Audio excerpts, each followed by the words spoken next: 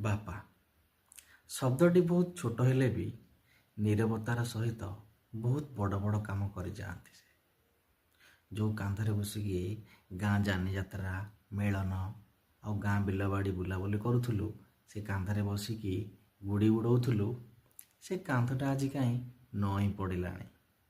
ଯେଉଁ ହାତ ଧରିକି ଆମେ ଚାଲିବା ଶିଖିଲୁ, ଆଜି କାହିଁ ସେ ହାତଟା ଝାଉଁଳି ପଡ଼ିଲାଣି।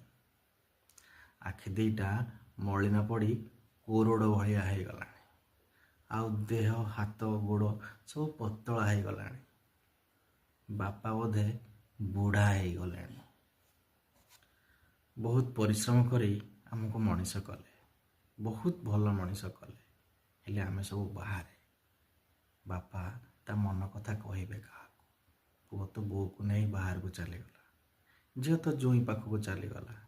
ବିଚରା ବୁଢ଼ା ବାପାଟି ନିଜ ମନର କୋହକୁ ଜାବି ଧରି ସେଇ ଗାଁ ଘରେ ଅଛନ୍ତି। ଛୋଟବେଳେ ସବୁବେଳେ ଲାଗେ, ଘର ଭିତରେ ଥିଲାବେଳେ, ଯେ ମା ସବୁବେଳେ ବହୁତ କାମ କରୁଛନ୍ତି। ଯେତେବେଳେ ଘରୁ ଆମେ ବାହାରେ ଆସି କାମ କଲେ, ଆମେ ଜାଣିପାରିଲେ ଆମ ବାପା ଆମ ପାଇଁ ଆମ ପରିବାର ପାଇଁ କେମିତି କାମ କରୁଥିଲେ, ପଇସା କେମିତି କମାଉଥିଲେ। ବହୁତ କଷ୍ଟ ଆଜ୍ଞା, ବହୁତ କଷ୍ଟ। ବାପାଟି ବହୁତ କଷ୍ଟ କରିଛି, ଯେଉଁଟାକି ଆମେ ନିଜେ କାମ କଲା ପରେ ବାହାରେ ଆସିକି ଜାଣିପାରୁଛୁ। ଏତେ ବୟସ ହେଲା ପରେ ବି ବାପାଙ୍କର କମ୍ପ୍ଲେନ୍ ନାହିଁ। ତମେ ଯେଉଁଠି ରହୁଛ ରୁହ, ଭଲରେ ରୁହ।